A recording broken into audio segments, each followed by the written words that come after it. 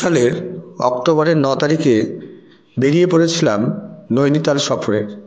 এই সফরের শেষ পর্যায়ে অর্থাৎ 18-10-2024 আমরা জিম করবেটের বিজরানি জোনটি সাফারি করেছিলাম। বাঘ সংরক্ষণের জন্য বিখ্যাত করবেট জাতীয় উদ্যান বন্যপ্রাণী প্রেমীদের কাছে পরিচিতির প্রয়োজন নেই।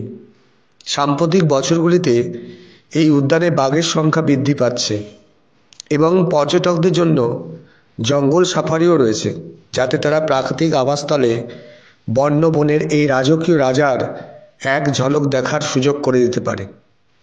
সাফারি হলো বাঘ সংরক্ষণ এলাকার ভেতরের প্রবেশের এবং এই এলাকার আশ্চর্যজনক ভূদৃশ্য এবং বন্যপ্রাণীর মনোমুগ্ধকর দৃশ্য উপভোগ করার একমাত্র উপায়।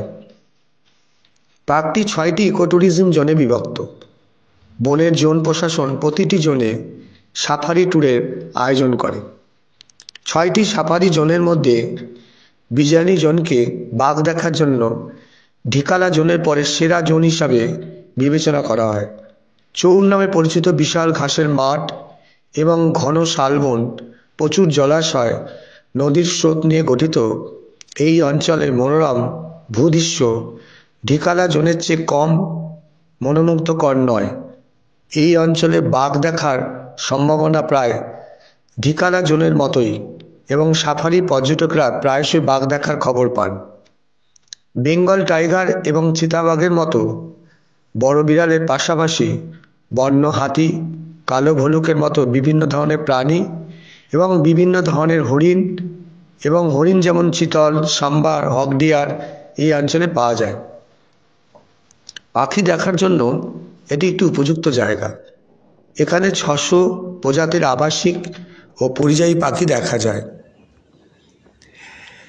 বিজরানি জোনের প্রবেশদ্বার হলো রামনগর শহর থেকে প্রায় 1 কিলোমিটার দূরে। গেট প্রবেশের পরে 5 কিলোমিটার দীর্ঘ একটি বাফার জোন রয়েছে, যা আপনাকে মূল জোনে প্রবেশ করতে হবে।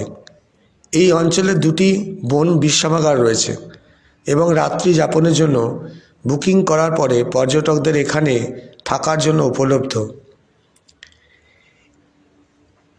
একটি হলো বিজরানি বন বিশ্রামাগার, অন্যটি হলো মালানি বন বিশ্রামাগার।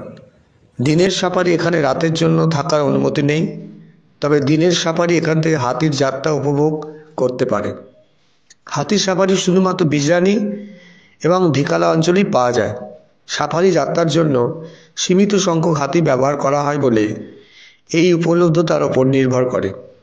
আপনাকে ঘটনাস্থলেই হাতির সাফারি বুক করতে হবে এবং এটি আগে আসলে আগে পাবেন ভিত্তিতে বুক করা হয়। আপনাকে সাফারির জন্য একটি প্রবেশ অনুমতিপত্র সংগ্রহ করতে হবে, যা আপনাকে প্রবেশ গেটে বন কর্মকর্তাদের কাছে দেখাতে হবে।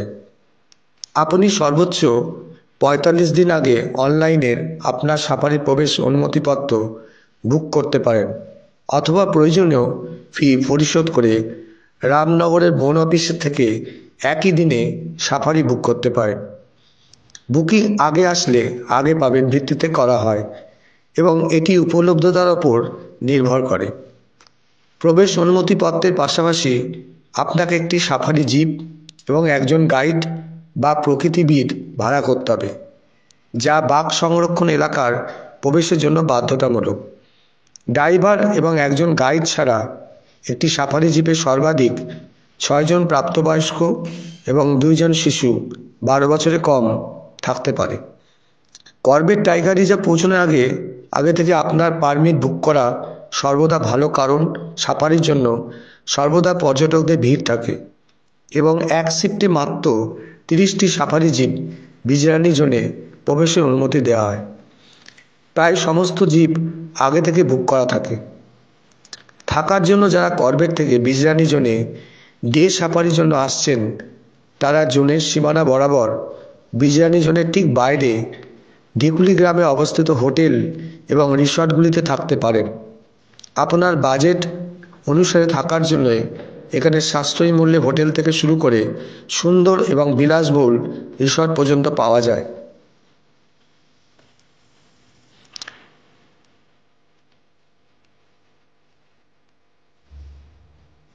শীতকালীন সাফারির সময় সকাল সাফারির প্রবেশ সকাল 7টা আর প্রস্থান সকাল 10টা।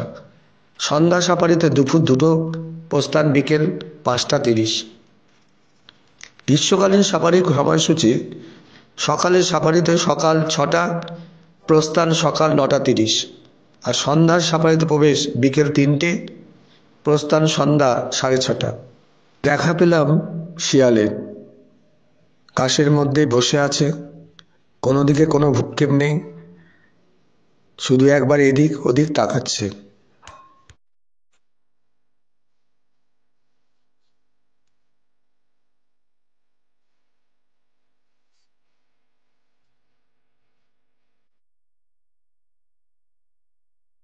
শেষবেলায় দেখা পেলাম বাঘের পায়ের ছাপ।